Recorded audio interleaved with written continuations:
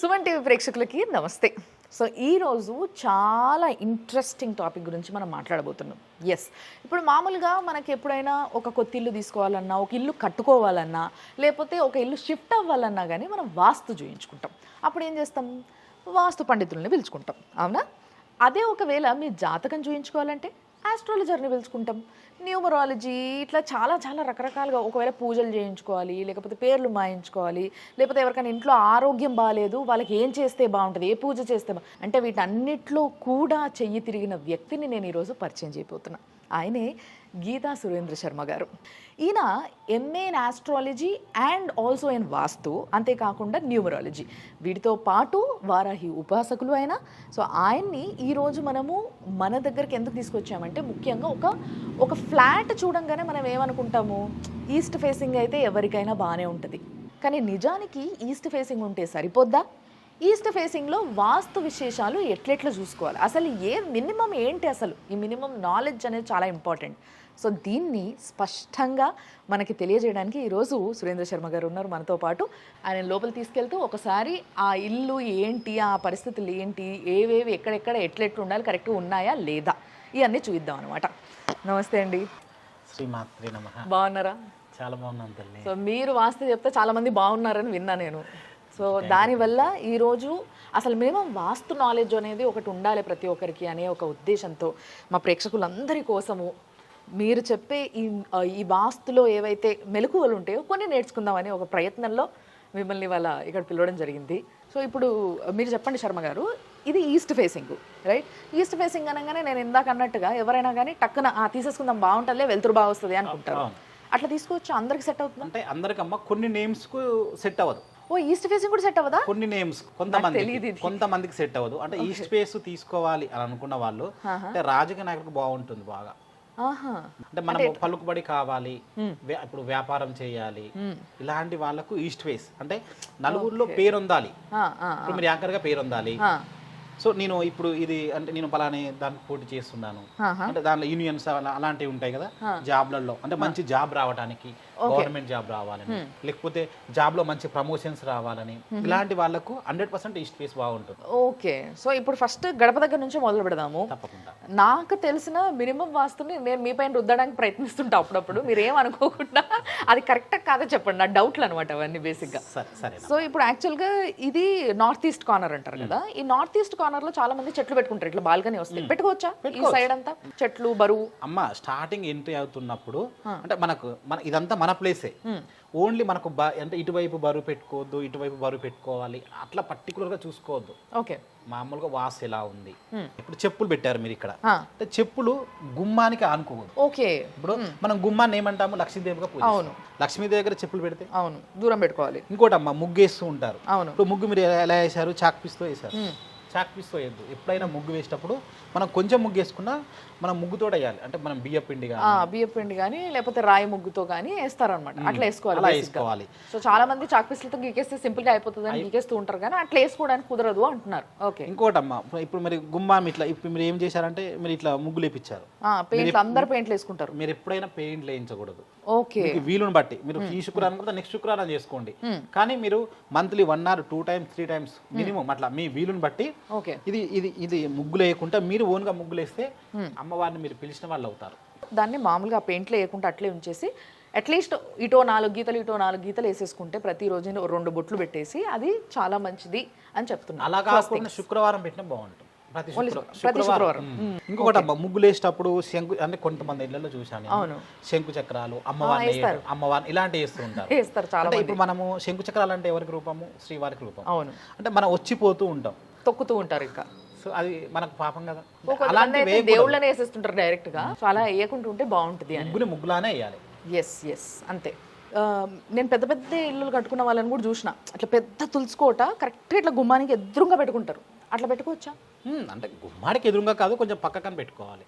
మీరు ఎలా పెట్టుకున్నారు అలానే. ఓకే, తులసి రూపం ఎవరంటే లక్ష్మీదేవి స్వరూపంగా పిలుస్తాం, అది అందరికి తెలిసిన విషయం. అంటే ప్రతి మంగళవారం కానీ మనకి ఇప్పుడు శుక్రవారం కానీ అక్కడ అంటే కొంచెం నైవేద్యం ఏదైనా, అంటే కొంచెం పాయసం వండి పెట్టడము, లేదంటే ఒక ఫ్రూట్ పెట్టడము, ఇట్లా చేస్తూ ఉండాలి. ఇంకొకటి ఏంటంటే, అంటే బాగా కొంతమంది అప్పులు బాగా ఉంటాయి కొంతమందికి, అంటే అప్పులనే కాదు పీకల్లోతు ఏదైనా ప్రాబ్లమ్స్ ఉంటారు. ఓకే. అంటే ఇలాంటి వాళ్ళు అంటే మంగళవారం మీరు అంటే మంగళవారం 3 to 4:30 రాహుకాలం ఉంటుందమ్మా. ఇది ఎవరైనా చేసుకోవచ్చు. అవును, అది బేసిక్ గా ఫిక్స్డ్ రాహుకాలం అన్నట్టు. చాలా మంది నిమ్మకాయ దీపాలు పెడుతుంటారు అమ్మవారి గుళ్ళల్లో. సో అక్కడ కూడా మనం గుడికి వెళ్ళనవసరమే లేదు. తులసి అమ్మవారి దగ్గర మనము ఒక 5 దీపాలు 11 దీపాలు అంటే నిమ్మకాయ దీపాలు నిమ్మకాయ దీపాలు మంగళచండి పారాయణం అని ఉంటుంది. ఓకే. మీరు నెట్లో కొట్టిన దొరుకుతుందమ్మా. ఈ ప్రాబ్లం నుంచి మేము బయటపడాలి అమ్మవారు అనుకొని. మరి ఈ రోజుల్లో అందరూ జాబులు చేసుకునే వాళ్ళు ఆ మధ్యాహ్నం 3-4 సమయం అనేది అసలు చాలా కష్టం వాళ్ళకి. అది ఎటుగాని సమయం. ఆఫీస్లో అప్పుడే లంచ్ అయిపోయి మళ్ళీ పనికి ఎక్కుతూ ఉంటారు. శుక్రవారం అయితే 10:30 to 12 వరకు ఉంటుంది. సోమవారం పెట్టండి. ఓకే. అంటే ఒకటమ్మా, ఇప్పుడు మన ప్రాబ్లం ఉంటే మనకి ఏదైనా అయిందనుకోండి, మనం ఏం చేస్తాము, ఆ టైంకి హాస్పిటల్ డాక్టర్ అమ్మంటే వెళ్తారు కదా, అప్పుడు మనం రాను నాకు డ్యూటీ ఉందని చెప్పరు కదా. అలాగే మీకు ఏదైనా ప్రాబ్లం నుంచి బయటపడాలి అని అనుకున్న వాళ్ళు ఎవరైనా సరే మంగళచండి పారాయణం చేస్తూ ప్రతి మంగళవారము 3 to 4:30 మధ్యలో రాహుకాలంలో పెడితే చాలా మంచిది. అలా వీలు పడని ఎడల అంటే మీరు సండే రోజు ఖాళీగా ఉంటారు కదా, సండే రోజు అయినా కూడా 4:30 నుంచి 6 వరకు ఉంటుంది రాహుకాలం. సోమవారం అయితే 7:30 నుంచి 9 వరకు ఉంటుంది. ఎక్కువ ఉపయోగం ఏంటంటే మంగళవారం పెడితే మనకున్న దోషాలన్నీ సకల దోషాలు వెళ్ళిపోతాయి. ఈ ప్రాబ్లం నుంచి నేను బయటపడాలి అని అనుకున్న వాళ్ళకు అసలు ఎంత పెద్ద ప్రాబ్లం అయినా అద్భుతంగా పనిచేస్తుంది రెమెడీ. 100% తులసి అమ్మవారి దగ్గర ఆ రెమెడీ చేసుకుంటే మంచిగా ఉంటుంది. ఒకటమ్మా, ఇప్పుడు తులసి అమ్మవారి దగ్గర మనం లక్ష్మీదేవిగా స్వల్పంగా భావిస్తాం కాబట్టి పక్కన చెప్పులు పెట్టడము, అక్కడ ఏదైనా పెట్టకూడదు వస్తువులు పెట్టడము, బరువు పెట్టడము, అమ్మవారికి తాకిచ్చినట్టు పెట్టకూడదు. అమ్మవారు మనకి ఎంత పెరుగుతుంటే ఇప్పుడు మనం ఏం చేస్తాము, భర్తనే మనం దైవంగా భావిస్తాం. తులసి అంటేనే ఆ విధంగా కదా. అట్లా మళ్ళీ ఇంకోటి ఏంటంటే కొంతమంది ఇళ్ళలో చూశానమ్మా, అంటే మెడలో లేకుండా పుస్తకాలు లేకుండా అట్లా తిరుగుతూ అలా చేసినా కూడా పాపమే. ఓకే. అలాగా ఏ చేసినా కూడా మనకు మొదటి నుంచి శాస్త్రాలు ఎలా చెప్తున్నాయో మనం చేసిన ఒక 5 minutes 10 minutes అయినా కూడా మంచిగా చేస్తే బాగుంటుంది. తెలియని వాళ్ళు ఎవరైనా ఉంటే మాత్రం ఇలాంటివి పాటించండి. మీకు ఏమైనా కష్టాలు లేకపోతే ఏదైనా తీరని కోరికలు ఉంటే వీటితో పూర్తయిపోతాయి అన్నమాట. సో మనం లోపలికి వెళ్దాం. శ్రీమాత్రే నమః. సో ఈ హాల్ చూసి ఒకసారి ఫస్ట్ ఈ వాస్తు ఓకేనా, కరెక్ట్ అంటారా? బ్రహ్మాండంగా ఉందమ్మా. టీవీ ఉండాల్సిన చోట ఉంది, సోఫా సెట్లు కానీ ఉండాల్సిన చోట ఉన్నాయి. ఓకే, ఇంతవరకు ఓకే. సో సౌత్ వైపు టీవీ ఉంది, ఇటు నార్త్ వైపు కూర్చొని చూస్తూ ఉంటారు. సో ఇదంతా ఓకే అంటున్నారు. మరి దీని తర్వాత నెక్స్ట్ ఈ ముందుకు వస్తే కిచెన్ చూడాలి. ఫస్ట్ కిచెన్ చూడాలంటారా? ఈ డైనింగ్ హాల్ దీంతో సంబంధం లేదంటారా? అంటే మన వీలు బట్టి ఇప్పుడు మీది పెద్దగా ఉంది, కొంతమంది చిన్నగా ఉంటుంది. ఈ హాల్ అయితే మంచిగానే ఉంది, వాస్తు ప్రకారమే ఉంది. ఓకే. సో వీళ్ళు ఇక్కడ కృష్ణుడిని పెట్టుకున్నారు. సో ఇది నార్త్ ఫేసింగ్ పెట్టుకోవచ్చా? దేవుని ఎక్కడైనా పెట్టుకోవచ్చు అంటారా? ఇక్కడ రూపంలోనే ఏం లేదమ్మా. ఓకే. అసలు దేవుని కూడా ఇక్కడ ఉంది కదా. అసలు దేవుడిదేమో ఇక్కడ ఉంది. దేవుని గుడి అంటే కిచెన్ పక్కనే ఉండాలి కాబట్టి దేవుని గుడి కిచెన్ కంటే చిన్నగానే ఉంది, చాలా బ్రహ్మాండంగా ఉంది. ఇంకొకటి వీళ్ళు ఇక్కడ వచ్చేసి ఓపెన్ కిచెన్ పెట్టారు. సో ఇప్పుడు చాలా మందికి ఇది ఫ్యాషన్ అయిపోయింది కదా. బ్రహ్మాండంగా ఉందమ్మా. కిచెన్ విషయం ఏం లేదు, కానీ అక్కడ కుబేర దీపం పెట్టుకోండి. అక్కడ కొంతమంది వీళ్ళు చూడండి యంత్రాలు అవన్నీ పెడుతూ ఉన్నారు. ఇట్లా యంత్రాలు అలాంటివి పెట్టకూడదు. అసలు యంత్రాలని లోపలికి రానివ్వకూడదు, ఎవరింట్లోనైనా సరే. ఓకే. మనకేముంది, మనకు అన్ని దేవుళ్ళు నిత్య పూజలు చేసుకుంటాం. రెగ్యులర్గా ఏంటంటే ప్రతి మంగళవారము శుక్రవారము మనకు కొంచెం పసుపును కొంచెం ఉప్పు వేసేసి తుడుచుకుంటే సరిపోతుంది. అక్కడ కుబేర దీపం అని ఉంటుంది, కుబేర దీపం పెట్టుకోవాలి. బేసిక్ గా ఇది ఈ కిచెన్ ఇట్లా ఈ విధంగా సదురుకుంటే ఓకే అంటారా? బ్రహ్మాండంగా అమ్మ. ఈ కిచెన్ 100% వాస్తు. అయితే ఈ కిచెన్ లో వచ్చేసి ఇటువైపు నైరుతి, అంటే కిచెన్ కూడా ఒక వాస్తు ప్రకారం చూసుకోవాలి. ఆ కిచెన్ లో నైరుతి వైపు ఎటువైపు ఉంటుందో ఆ నైరుతి ఇటువైపు బరువు పెట్టాలి. తెలియకుండా ఇప్పుడు కొంతమంది ఏం చేస్తారంటే ఆ బరువును తీసి మధ్యలో పెట్టేస్తారు. అవును, ఇక్కడ బయట అందుబాటులో ఉంటుంది కదా అని. అలా కాదు, ఎక్కడ పెట్టాల్సిన చోట అక్కడే పెట్టాలి. అంటే దీంట్లో నైరుతిలో ఎక్కువ బరువు పెట్టడం వల్ల అంటే మీకు తెలియకుండానే ఇట్లా పెట్టుకోకపోవడం వల్ల ఏంటంటే మీకు తెలియకుండా డబ్బు ఖర్చు అవుతుంది. ఇలా పెట్టడం మీ డబ్బు ఆగుతుంది. ఓకే. సో కిచెన్లో మొత్తం రైట్ సైడ్, ఎప్పుడైతే మీరు ఈస్ట్ ఫేసింగ్లో కిచెన్లోకి వచ్చినప్పుడు ఇట్లా ఎంటర్ అయిన తర్వాత రైట్ సైడ్ అంతా కూడా నైరుతి అనడం జరుగుతుంది. అటువైపు బరువు ఎక్కువగా ఉండాలని చెప్తున్నారు గురుగారు. ఇంకోటి ఏంటంటే ఇలా బరువు పెట్టుకోవడం వల్ల ఏంటంటే ఇంటి ఇల్లాలు ఉంటుంది కదా, ఆమె మనశ్శాంతి ఉండదు. ఓకే. సో ఇక్కడ బరువు పెట్టుకుంటే ఆమెకు మనశ్శాంతి ఉంటుంది. ఇప్పుడు మనం ఇంట్లో మనం నైరుతి ఎలా పెద్దవాళ్ళు అనుకుంటాము, ఇంటి యజమాని అనుకుంటాము, ఇంట్లో కిచెన్ ఆడవాళ్ళు అన్నట్టు. Okay okay okay. ఆడవాళ్ళు స్టేబుల్ గా ఉండాలన్నా, వాళ్ళకి మనశ్శాంతి ఉండాలన్నా వీళ్ళకు నైరుతిలో అంటే కిచెన్ లో నైరుతిలో వాళ్ళు బరువు పెడితే బాగుంటుంది. తర్వాత ఇప్పుడు ఇది ఇంతకుముందు ఇట్లా ఇచ్చేవాళ్ళు కాదు, సొంత ఇల్లు కట్టుకున్నప్పుడేమో చుట్టూ జాగ వదిలేవాళ్ళు. బట్ ఇప్పుడు ఏంటంటే ఇట్లా యూటిలిటీస్ ఇస్తున్నారు. ఇట్లా ఉండాలంటారా ఉండొద్దంటారా? ఉంటే మంచిదమ్మా, ఇట్లా ఉండాలి. ఓకే. అంటే కిచెన్ లోకి ఇటు నుంచి ఓపెన్ ఉండి గాలి రావాలి. అవును. ఓకే ఈ కిచెన్ వరకు అయితే బ్రహ్మాండంగా ఉంది. Okay okay. సో దీని తర్వాత చూడాల్సింది ఏంటి గురువు? దక్షిణం అంటే bedroom, main bedroom. Okay, master bedroom. Okay. So ఇది డైనింగ్లో నుంచి ఈస్ట్ ఫేసింగ్లో అయితే మాస్టర్ బెడ్రూమ్ ఇటు వస్తుంది కాబట్టి ఇది మాస్టర్ బెడ్రూమ్. సో దీన్ని చూద్దాం. ఇప్పుడు దీంట్లో 3 బెడ్రూమ్స్ ఉన్నాయి కదా, 3 బెడ్రూమ్స్లో ఈ బెడ్రూమ్ వెయిట్ ఎక్కువ ఉండాలి. ఓకే, కొంచెం పెద్దగా ఉండాలి. ఓహో, బేసిక్గా మాస్టర్ బెడ్రూమ్ అంటే పెద్దగానే ఉంటుంది కంపారిటివ్లీ. సో యా, ఇది పెద్ద ఉండాలి అండ్ దీంట్లోనే బరువు ఎక్కువ ఉండాలి. ఓకే, అంటే బీరువాలు ఏవైనా పెద్ద పెద్ద పెట్టెల సామాన్లు ఏమన్నా ఉంటే ఇందులో పెట్టుకోవాలి. ఓకే, కానీ ఇప్పుడు అంతా కబర్డ్లు అయిపోయినాయి కదా, అన్నిట్లో సమానంగా కబోర్డ్స్ ఎక్కువ చేయించుకోవాలి.